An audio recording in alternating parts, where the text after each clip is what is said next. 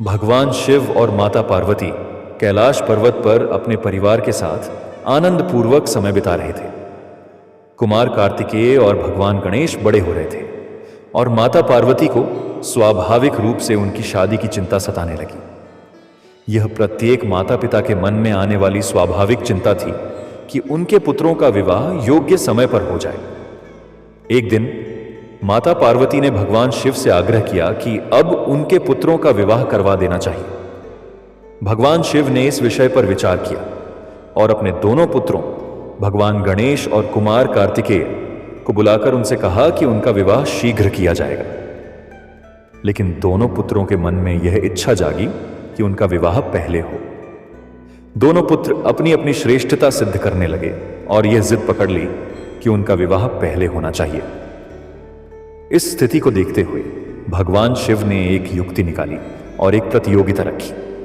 उन्होंने कहा, जो भी पुत्र सबसे पहले पृथ्वी की परिक्रमा करके लौटेगा उसका विवाह पहले कर दिया जाएगा।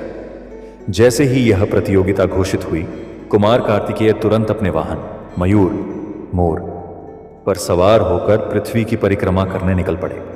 वे अत्यंत पराक्रमी और तेज थे, इसलिए उन्हें विश्वास था कि वे यह प्रतियोगिता आसानी से जीत लेंगे।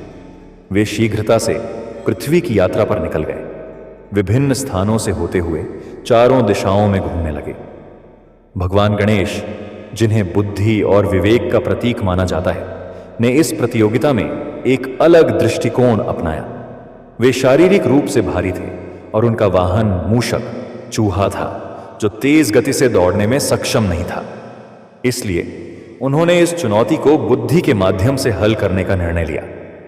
उन्होंने अपने माता पिता भगवान शिव और माता पार्वती के पास जाकर उनकी 7 बार परिक्रमा की और हाथ जोड़कर कहा, मुझे आपकी परिक्रमा करने से ही समस्त पृथ्वी की परिक्रमा का फल प्राप्त हो गया, क्योंकि माता पिता ही संपूर्ण ब्रह्मांड के समान होते हैं। भगवान शिव और माता पार्वती गणेश जी की इस बुद्धिमत्ता से अत्यंत प्रसन्न हुए। उनके इस कृत्य ने यह सिद्ध कर दिया कि सच्ची भक्ति और ज्ञान शारीरिक बल से भी अधिक महत्वपूर्ण होता है। जब कुमार कार्तिकेय पृथ्वी की वास्तविक परिक्रमा करके लौटे तो उन्होंने देखा कि भगवान गणेश को पहले से ही विजेता घोषित किया जा चुका है। भगवान शिव ने घोषणा की कि गणेश जी ने अपने माता पिता की परिक्रमा करके यह सिद्ध कर दिया कि माता पिता का सम्मान और सेवा ही सबसे बड़ा धर्म है, अतः उनका विवाह पहले होगा। कुमार कार्तिकेय यह सब देखकर अत्यंत क्रोधित और दुखी हो गए। उन्हें लेकिन लगा कि उनके साथ अन्याय हुआ है। वे सीधे दक्षिण भारत की ओर चले गए और पालनी नामक स्थान पर एकांत में रहने लगे। वे संसार से दूर रहकर तपस्या करने लगे। इसीलिए दक्षिण भारत में आज भी कुमार कार्तिकेय भगवान मृगण की बहुत मान्यता है। भगवान गणेश का विवाह आर्षि विश्वरूप की पुत्रियों रिद्धि और सिद्धि से संपन्न हुआ। उनके 2 पुत्र हुए, शुभ और लाभ। इस प्रकार भगवान गणेश गृहस्थ जीवन में प्रविष्ट हुए और प्रथम पूज्य देवता के रूप में प्रतिष्ठित हो गए। समय बीतता गया और कुछ समय बाद भगवान गणेश के घर 2 पुत्रों का जन्म हुआ, शुभ और लाभ। एक दिन माता रद्धि ने एक तेजस्वी बालक को जन्म दिया। जब यह समाचार कैलाश में फैला तो देवताओं ने आकर बालक को आशीर्वाद दिया। भगवान शिव ने उसे नाम दिया शुभ, क्योंकि वह स्वयं शुभता और मंगल का प्रतीक था। भगवान गणेश अपने पुत्र को गोद में लेकर अत्यंत प्रसन्न हुए। उन्होंने कहा, इसका जन्म समस्त लोकों में शुभता और मंगल लेकर आएगा। जहां शुभ होगा वहीं समृद्धि और आनंद होगा। कुछ समय बाद माता सिद्धि ने भी एक सुंदर पुत्र को जन्म दिया। देवताओं ने पुनः उत्सव मनाया और इस बालक का नाम रखा गया लाभ। भगवान गणेश ने आशीर्वाद देते हुए कहा, जो भी सच्चे हृदय से कर्म करेगा उसे लाभ अवश्य प्राप्त होगा। भगवान गणेश के दोनों पुत्र बड़े होने लगे। शुभ को पवित्रता और मंगलकारी कार्यों से प्रेम था, जबकि लाभ को उन्नति और समृद्धि में रुचि थी।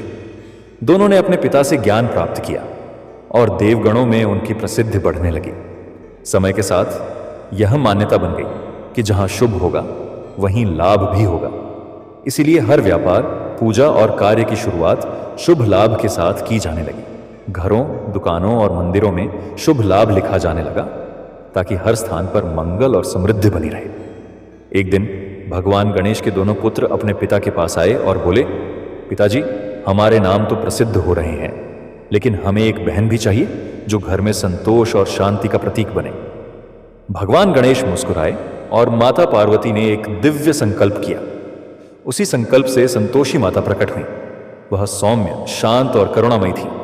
संतोषी माता ने सभी को आशीर्वाद दिया कि जो भी मेरी भक्ति करेगा उसके जीवन में संतोष और तृप्ति बनी रहेगी। इस प्रकार भगवान गणेश का परिवार पूर्ण हुआ। शुभता, शुभ, समृद्धि, लाभ और संतोष संतोषी माता से। यह कथा हमें यह सिखाती है कि केवल शारीरिक शक्ति ही महत्वपूर्ण नहीं होती, बल्कि विवेक, बुद्धि और अपने माता पिता के प्रति श्रद्धा सबसे बड़ा गुण होता है। भगवान गणेश ने अपनी बुद्धिमत्ता और भक्ति से यह सिद्ध कर दिया कि माता पिता के चरणों में ही संपूर्ण ब्रह्मांड का वास होता है। जहां शुभता होगी वहीं सच्चा लाभ मिलेगा। लाभ प्राप्त करने के बाद संतोष होना भी जरूरी है, तभी जीवन में सुख रहेगा। भगवान गणेश के आशीर्वाद से हर कार्य शुभ और सफल होता है। इसीलिए आज भी घरों और दुकानों में शुभ लाभ लिखा जाता है और संतोषी माता की पूजा की जाती है, ताकि जीवन में सुख, समृद्धि और संतोष बना रहे। आइए आगे जानते हैं ब्रह्मा जी द्वारा शिव और शक्ति का रूप इसके लिए बने रहे। हमारे साथ अगले एपिसोड में, तब तक के लिए नमस्कार। हर हर महादेव।